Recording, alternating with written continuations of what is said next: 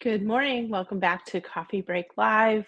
And go grab yourself a mug of coffee and join us.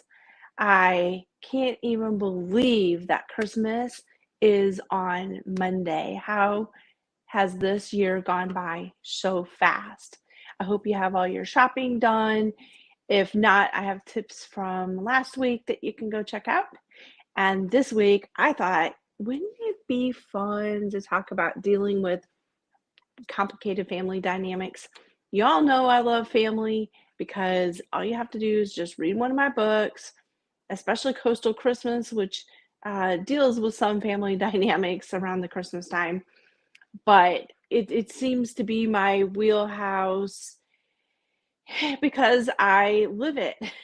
Don't we all? We all have those complicated family moments when somebody says something kind of off the wall and then it raises the tensions and it just starts something. And we all have quirky habits, and every one of us has a quirky habit that seems to get on somebody else's nerves.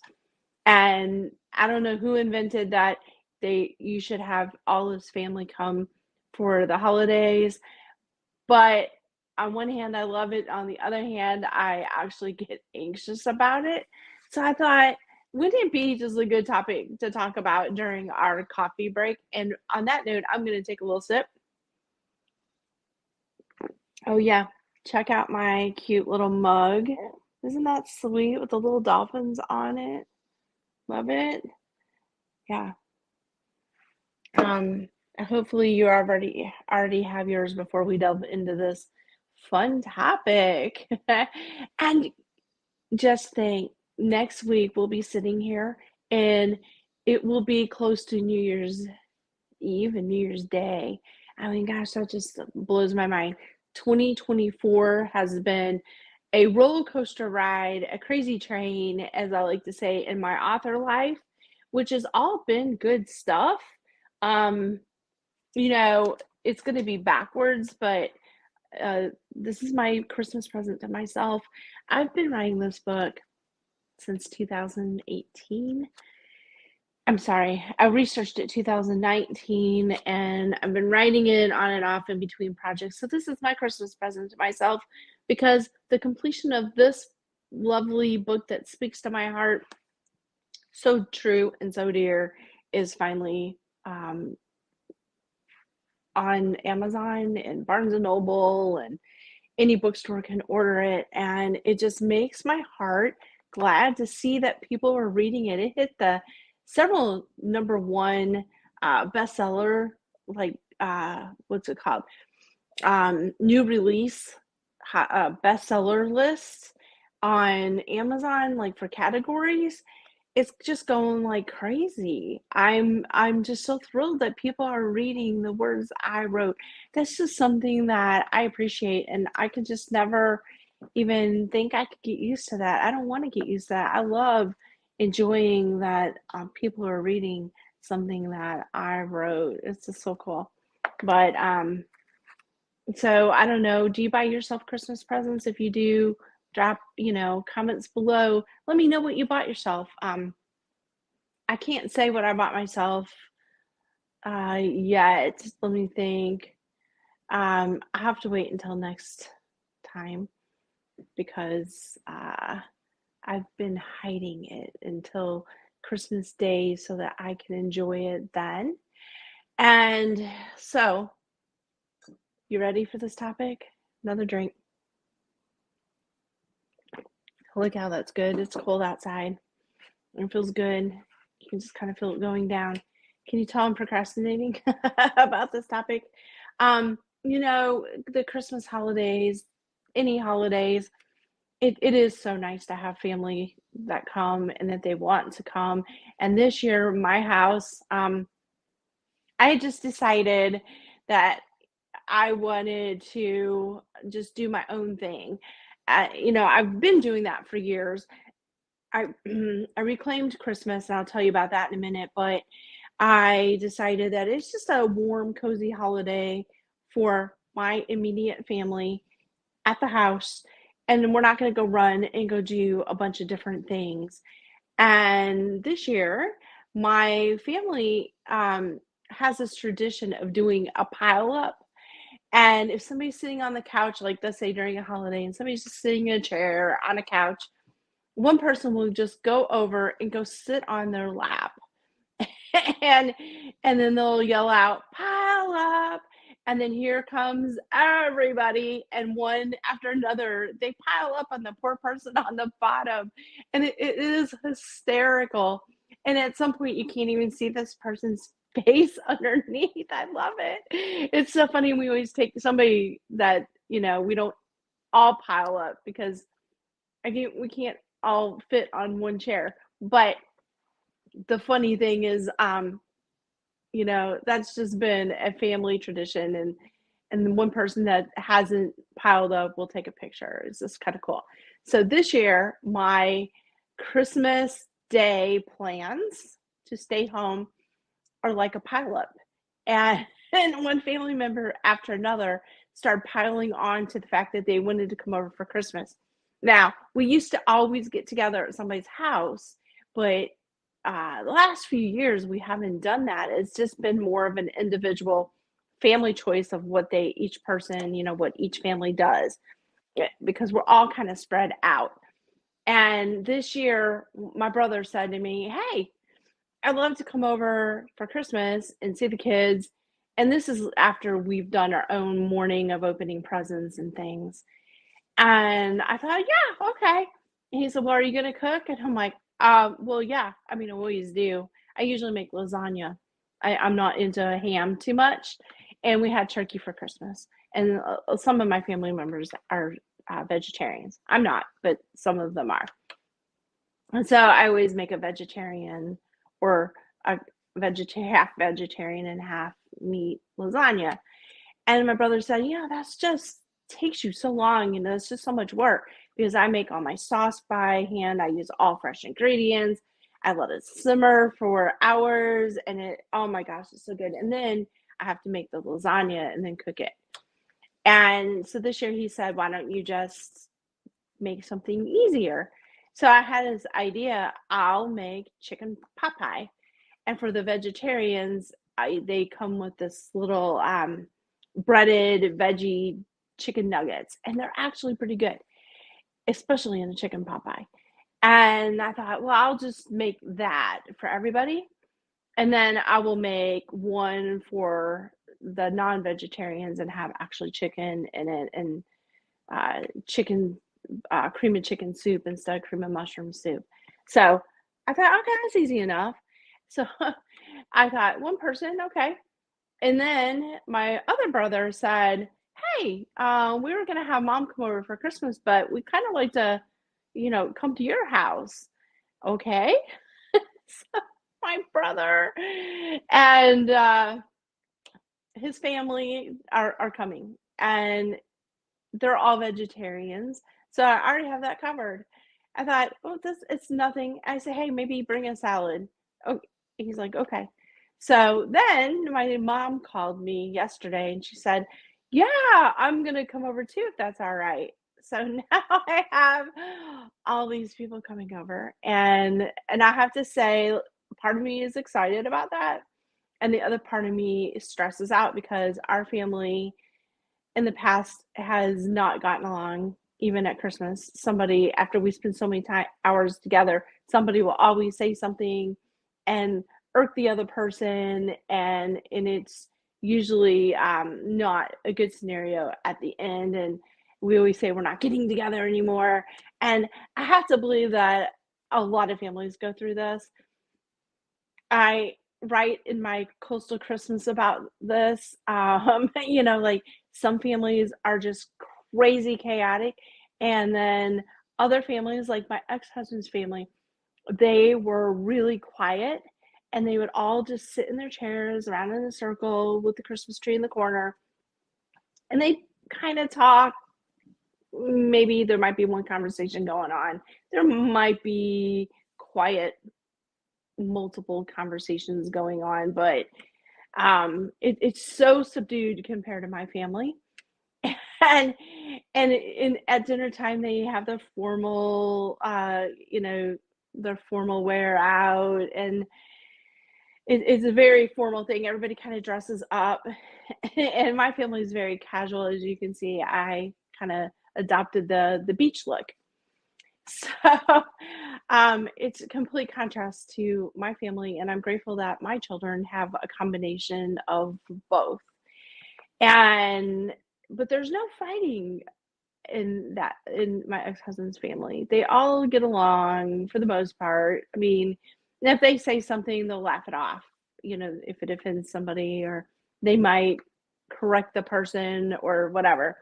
But my family is I used to actually have to wear earplugs because they would be playing loud Christmas music. They'd all like there must have been 15 different conversations going on. And I literally had to wear earplugs because believe it or not, I'm more introverted. I'm only extroverted when I've learned how to go on, camera and things like that. And it would just completely drain me for days. So, as you can see, I have a little bit of trepidation going into this holiday season. So I thought, let's talk about some tips. And if you have any tips, feel free to share below because I could always use more tips. But, setting realistic expectations. Know that every family has different dynamics, every personality is different, and that's okay. And trying to recognize and honor each person for who they are, unless they're being obtrusive or making unkind remarks and things like that. But if they're just being quirky and being themselves, my suggestion is to let me put that down. My suggestion is to offer patience and try to tap into um, the fact that everybody is different. Step outside yourself a little bit. It's not all just about us, it's about everybody. And together as a group, as the group has its own personality, and just accepting people for who they are unless it crosses boundaries, which we're going to talk about in a second. Um, so, fostering communication, it's important because if you know up front that there's something that happens often in your family get-togethers that it crosses a boundary for you, or it is an issue for you or somebody else in your family, and you want to um, avoid a confrontation, it's okay to either privately say something to that person, or I'm thinking about doing this on a group text. Just say, hey, just a reminder, no talking about the past. Today is a new day. We're moving forward into a new year, and we don't need to revisit the past. So let's just keep it positive and in the present moment and enjoy each other for this new day and this new moment and all the memories that we're developing forward. I think I'm going to do that. We'll see how that goes. I'll let you know. Some people try to rebel against boundaries, but let's talk about that. Let's talk about boundaries. It's okay to protect your well being. It's okay to lay down boundaries, especially if you're the host. It's your house, it's your party, and they're a guest in your home. And they're coming over because they want to spend the holiday with you, your family, the whole family together. And it's okay to set house rules. And I would suggest not being rude about it, but maybe being polite about it, but just stating upfront without maybe addressing any person by themselves. Because when I send my text about not bringing up the past, it's going to be a group text because that's how we all communicate. And it's not going to target or single out one person because you don't want them to get on the defensive before they even show up, because that would not be a good scenario. Trust me. Um, let's see. If certain topics or behaviors are off limits, just communicate them diplomatically but firmly. Uh, if there's some sensitive topics that always seem to come up, and my family has some of those, and they usually are from the past, and I'm hoping to ward that off, but have some answers to divert the conversation if those conversations come up. One year I said, let's not maybe talk about that today. Let's yeah, let's just stay in this joyful moment because it's really a blessing that we're all together. It's a blessing that everybody in my family is alive and relatively healthy. And, let's just celebrate these blessings. Or you could just indirectly change the subject and steer it away from that topic altogether. I'm probably a little more direct, and the other people aren't, and they don't like the direct approach. So figure out what works for you and how you want to communicate and how you feel like it's going to go over well for the whole family or that person or people who tend to get anxious about the holidays too. And then some of their comments start coming out. And just kind of remember too, I have to remember this myself, that we all have anxieties about getting together. At least in some families, my family, maybe everybody's a little bit nervous or a little bit on edge or worried about or predicting what might happen and being concerned about it. So everybody's coming through that door with their own set of baggage, their own set of worries and frustrations and anxieties, or maybe they were in a hurry trying to get ready so they can be at your house at a certain time or a time frame as it is in my family. I try to say noon and sometimes it might be 1:30 before they roll in. Um, that's another topic. But, just trying to realize that maybe they were in a hurry or maybe they had to battle some traffic to get there to your house, and they haven't kind of let that go yet. Um, yeah, we'll stop there. But you can also, if you go to somebody else's house, it's always helpful and nice to offer to help set out the food. My mom is so good at this. She'll come into the kitchen and she just kind of helps do whatever needs to be done. I can always count on her. She's always there to help clean up the dishes. Other people, not so much. They don't want to help clean up. Um, I'm one that I usually go to people's houses and I help clean up. So it's hard for me. That's one of my frustrations. But maybe since I know that ahead of time, I can make some preparations that would ward off me getting upset if people don't help clean up. Uh, like I'm seriously thinking about using paper plates. I that might seem tacky, especially if you have a family like my ex-husband's who they get out their best, their formal wear, and everything is very, very formal. But again, I have adopted a casual lifestyle and I'm all about self care. And I'm going to um, encourage you to take good care of yourself because nobody else is. Nobody else is going to take care of you. So if you know that certain things just drain you, then maybe plan ahead of time before you get drained just to go step in your room for a little bit or step in. If you're at somebody else's house, just go step in the bedroom for a few minutes. Take some clearing breaths of fresh air and just stay calm and just kind of rejuvenate. I know, like, when I go to a writing conference, it's all fun and go, go, go, go. And I love it. And I love the buzz and the energy, but I always have to go back to my hotel room and close my eyes for a half hour, an hour, whatever I think I can, get away from the schedule, whatever I think would work for me. And I just kind of recenter myself and just relax and close my eyes and just breathe.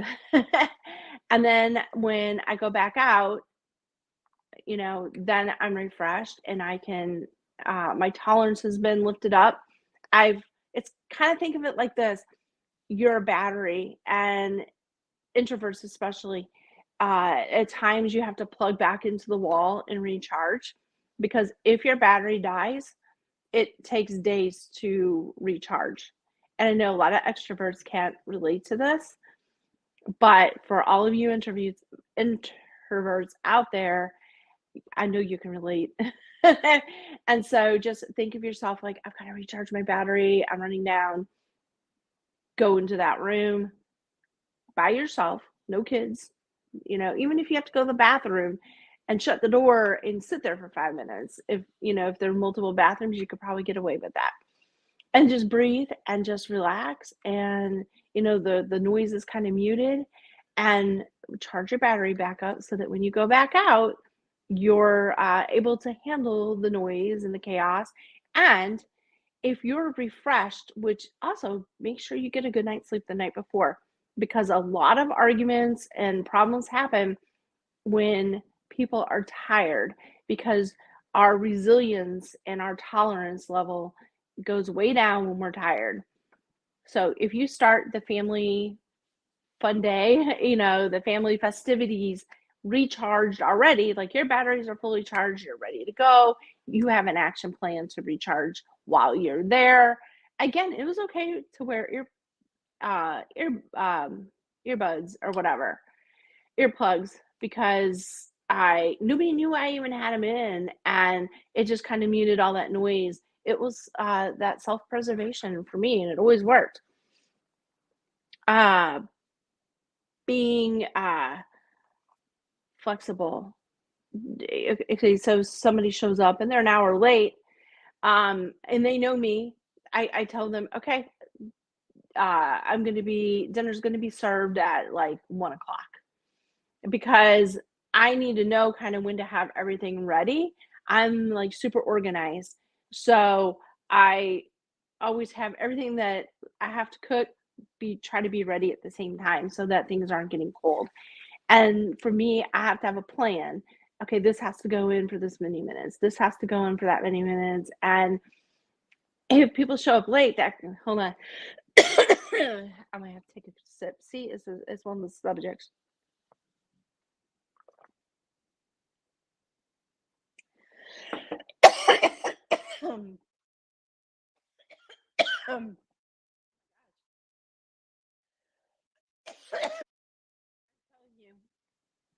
The subject bothers me, obviously. Anyway, now that my face is all red and I'm sweating, being flexible. I need to know. Okay, I've told everybody, come over here at 12. I can let them think that dinner's gonna be ready at 12, but I may really plan for like 12:30 or 12:45, because I know they're gonna be late. So that's just, I'm so sorry. That is just one of those things that I need to be flexible with. I need to have a plan so that I don't get stressed out. Okay. Whew. Also, practice gratitude. Okay. Here's a subject that feels good to me. We are all blessed to be here. We are all blessed to have the family members that are alive with us. I know our hearts can be with people who aren't here, and that's valid. But trying to, as much as possible, show gratitude to the people that are here with us and who are present, and live in the moment as much as you can. I know that's a hard subject, and I know that's a difficult thing to do, but reminding yourself um, of the aspects of your family members that you love and adore. Everybody has great qualities, everybody has not so great qualities. If you can focus on the good qualities, it's going to help your day be brighter. Focus on how pretty the tree is how the beautiful, the delicious Christmas meal smells wafting through the room. Um, yeah, it really does help. Enjoying, giving the gifts. I find it enjoyable to see people open the presents I gave them. That's just a lot of fun for me. And if you have any other tips, because my well is dry, I don't have any more. I'm still learning about this. I do oftentimes write about the family dynamics in my books and community and friendships. Sometimes people you invite friends over. That's a great idea. Sometimes I'll invite a friend over who I know is going to be at home alone. I'll invite them over to share in the festivities of Christmas because one, I want don't want my friend to be home alone. Two, it just the more the merrier, right? If you're going to have a party, you might as well just have a party. And three, the big one here is a lot of family members will behave more when strangers or not outsiders, but you know what I mean, like friends or people who aren't in that dysfunctional family pattern are present, they tend to behave more. Who wants to act up and make a fool out of yourself in front of somebody that you don't really know? So that is valuable. I have done this. It works. It works. It really works. If any of these tips help you, please let me know because I am really interested in this topic and you might, find your tips or your stories or, your family stories in one of my books someday. You never know. But if you want to share any fun, interesting, uh, challenging moments below as well, that would be fun. And the next time we all talk, it will be after Christmas. So I wish you all happy holidays and I wish you safety if you are traveling. And I hope that you all have gotten something from my tips and that your family dynamics and your family get-togethers go well. And until next time, I will see you on Coffee